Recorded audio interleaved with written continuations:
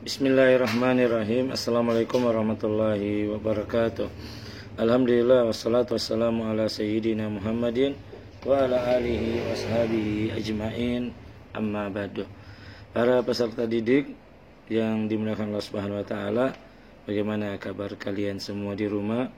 Semoga Allah senantiasa memberikan kesehatan kepada kalian.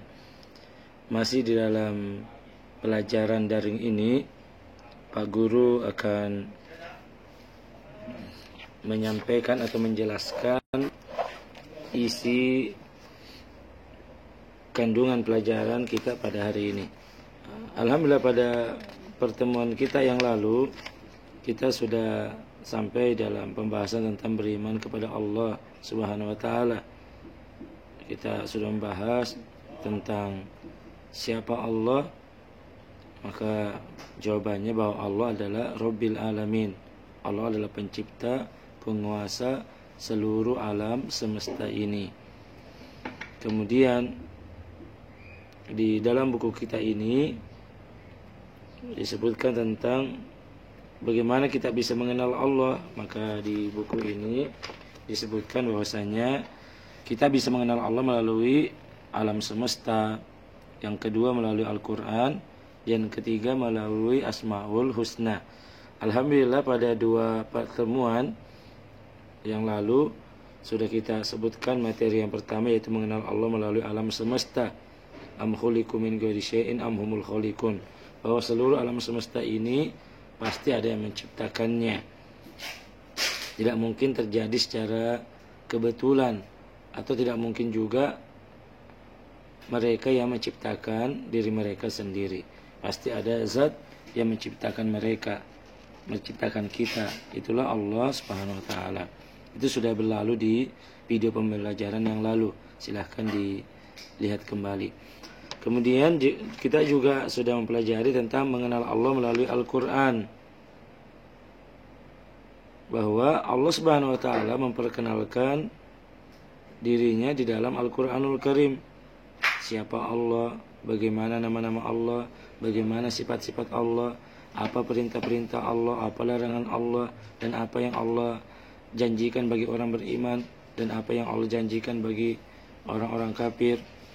Semuanya telah Allah sebutkan di dalam Al-Quranul Karim. Jadi untuk bisa mengenal Allah Subhanahu wa taala dengan baik, pertama ya melalui Al-Quranul Karim. Yang kedua adalah melalui petunjuk Nabi kita Muhammad Sallallahu Alaihi Wasallam. Jadi jika ada yang bertanya bagaimana kita bisa mengenal Allah, maka bacalah Al-Quranul Karim. Baca Al-Quran, baca artinya, dengarkan penjelasan para ulama atau para ustadz tentang hal itu, sehingga pemahaman kita benar-benar pemahaman yang baik. Bukan asal pemahaman kita sendiri, tapi apa yang kita pahami benar-benar berdasarkan pemahaman yang benar. Tentunya belajar harus dengan bimbingan para ulama, para ustadz yang senantiasa mengikuti Al-Quran dan petunjuk Nabi kita Muhammad Sallallahu Alaihi Wasallam. Bukan dengan pemikiran sendiri, atau bukan dengan membuat aturan-aturan sendiri yang tidak ada tuntunannya dari Allah dan Rasulnya. Maka pada materi yang ketiga ini, di pelajaran kedua, kita lanjutkan pelajaran kita. Silakan para siswa melihat di halaman 15, 16 dan 17. Nah, kita lihat bahwa yang ketiga mengenal Allah melalui Asmaul Husna. Di buku ini disebutkan bahwasanya untuk bisa mengenal sesuatu biasanya melalui namanya. Demikian juga mengenal Allah.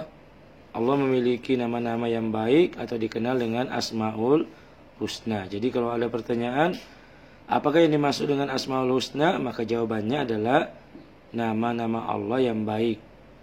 Nama-nama Allah sangat banyak, tetapi yang Allah perkenalkan, yang diperkenalkan oleh Allah kepada manusia hanya 99 nama melalui perantara wahyu, yaitu Al-Quranul Karim atau petunjuk hadis Nabi Sallallahu Alaihi Wasallam. Nah, pada pelajaran ini, pelajaran di kelas 4 ini, kita akan mempelajari 3 di antaranya, yaitu sebagai berikut. Yang pertama Al-Basir, yang kedua Al-Adlu, yang ketiga adalah Al-Azim. Nah, ini 3 Asmaul Husna yang akan kita pelajari di buku ini. Jadi yang pertama kita masuk Al-Basir. Al-Basir artinya Allah Maha melihat. Ini Allah sebutkan banyak dalam Al-Quran. Surah Asy-Syura ayat 11. Wa huwas sami'ul basir. Dan dialah Allah As-Sami, Maha mendengar, Al-Basir, Maha melihat. Dalam surah yang lain, surah An-Nisa ayat 58, Allah Subhanahu wa taala berfirman, "Innallaha kana sami'an basira." Sungguhnya Allah Sami, Maha mendengar, Basira, Maha melihat. Jadi para peserta didik semua perbuatan kita baik atau buruk pasti dilihat oleh Allah dengan sifat Al-Basirnya. Al-Basir artinya Allah Maha melihat. Allah Subhanahu wa taala mampu melihat apa saja, sampai hal sekecil-kecilnya pun tidak ada yang luput dari pandangan Allah Subhanahu wa taala. Jadi ketika kita mengetahui sifat Allah Al-Basir, ini menumbuhkan kepada kita bahwa kita senantiasa dilihat oleh Allah. Apapun perbuatan baik yang kita lakukan dilihat oleh Allah. Misalnya ada orang yang bersedekah, tidak ada yang tahu, cuma antara dirinya dengan yang diberi sedekah. Walaupun orang lain tidak tahu, tapi yakinlah malaikat mencatat dan Allah melihat apa yang kita lakukan. Seorang yang sholat malam, tidak ada yang tahu selain keluarganya. Orang di luar keluarganya tidak tahu, tapi yakinlah bahwa Allah Maha melihat apa yang kita lakukan. Ya sama juga anak-anak yang berbuat jelek, misalnya dia tidak sholat, dia tidak puasa, dia berbohong, dia mencuri, walaupun orang lain tidak tahu, tapi walaupun orang lain tidak melihat, tapi yakinlah karena dengan ilmu Allah Al-Basir, Allah melihat apa yang kita lakukan.